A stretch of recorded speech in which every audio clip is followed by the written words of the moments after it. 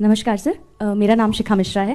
हमारी जो युवा पीढ़ी है और जो आने वाली पीढ़ियां हैं, हमने श्री राम की और सनातन धर्म की एक अलग ही परिभाषा बनाई हुई है आजकल, वो जय श्री राम सुन के और मूवीज़ वगैरह देख के। तो आपसे मैं जानना चाहूँगी कि हमारे लिए कौन सा सही तरीका होगा जिससे हम प्रभु राम को जान पाए जो प्रभु श्री राम हैं। देखिए, जो आपने बात कही वो सही बात है। मूवीज़ में एक इमेज बनी हुई है कि टीका लगाए, कंठी माला पहने और धोती कुर्ता पहने व्यक्ति विलन ही होगा, इतना ही मान लीजिएगा।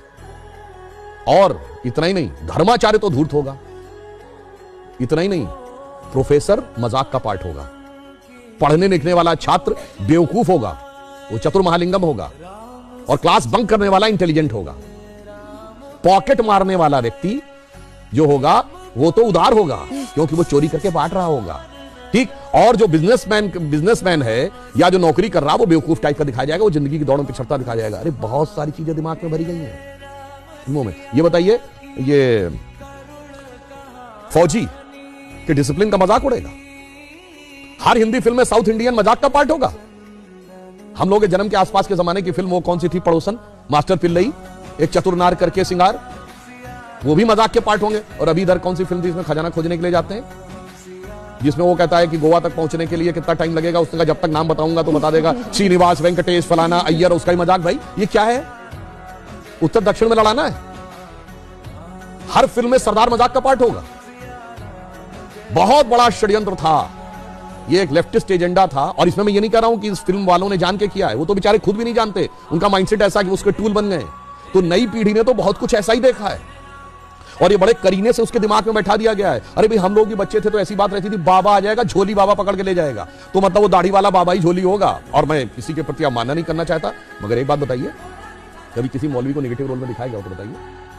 इवन आतंकवाद वाली फिल्मों में भी उसको कैरेक्टर रोल में दिखाया जाएगा। ये सोचने की बात है।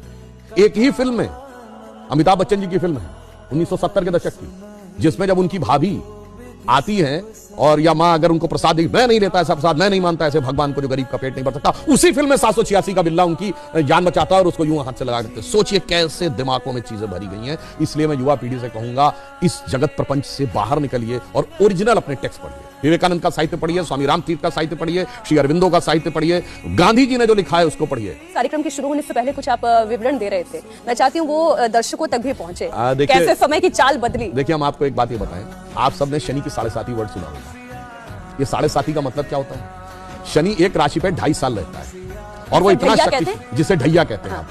एक उसकी इतना शक्तिशाली होता है कि एक राशि आगे और एक राशि पीछे तक इंपैक्ट करता है। यानी कोई बहुत पावरफुल है तो उसका इंपैक्ट एक स्टेप आगे, एक स्टेप पीछे। तो 2.5, 2.5, 2.5, 7.5। तो कहते हैं ना, पहली ढैया, दूसरी ढैया, तीसरी ढैया। 12 राशियां हैं तो टोटल कितना हुआ? 12 × 2.5, 30 ईयर्स। तो शनि का रोटेशन साइकिल 30 ईयर्स है। भगवान राम के भी तो 7.5 लगी थी, तो बन गए थे। तो 2.5 साल मतलब 30 साल का रोटेशन साइकिल शनि का है। तो हमें हजारों साल से पता था, इनको कब पता चला? अभी 100-200 साल पहले।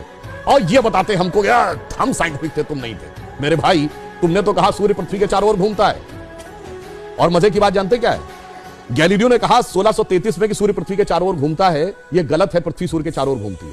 तो उसको कह दिया गया कि तुम्हारी मौत की सजा दे दी जाएगी। उसने माफी मांगी, उसको अपराधी चर्च का घोषित किया गया, चर्च का अपराधी। और वो चर्च के अपराधी की श्रेणी में जानते कब तक रहा है? 1992 तक। पोप जॉन पॉल II ने उसका नाम हटवाया। वरना जिस जमाने में स्पेस पे सैटेलाइट पहुंच गया, आदमी 69 में चांद पहुंच गया, और तब तक वो इस बात के लिए दोषी था। मगर कोई नहीं कहता उनसे कि आपके धर्म में कोई आपत्तिजनक बात लिखी हुई है, इसे हटाने की आवश्यकता है। मगर जहां सबसे साइंटिफिक बातें लिखी हैं, वहां पे लोग कहते हैं कि इसमें हटाने की आवश्यकता, उसको हटाने। इस षड्यंत्र को समझना चाहिए। इस षड्यंत्र को आप भली बात ही समझें तो आपको समझ में आएगा कि जो सभ्यता सर्वाधिक उदार है, उसी सभ्यता के साथ सबसे अधिक छल किया जाता है, जिसे हम कहना चाहेंगे आजादी का अमृतकाल है।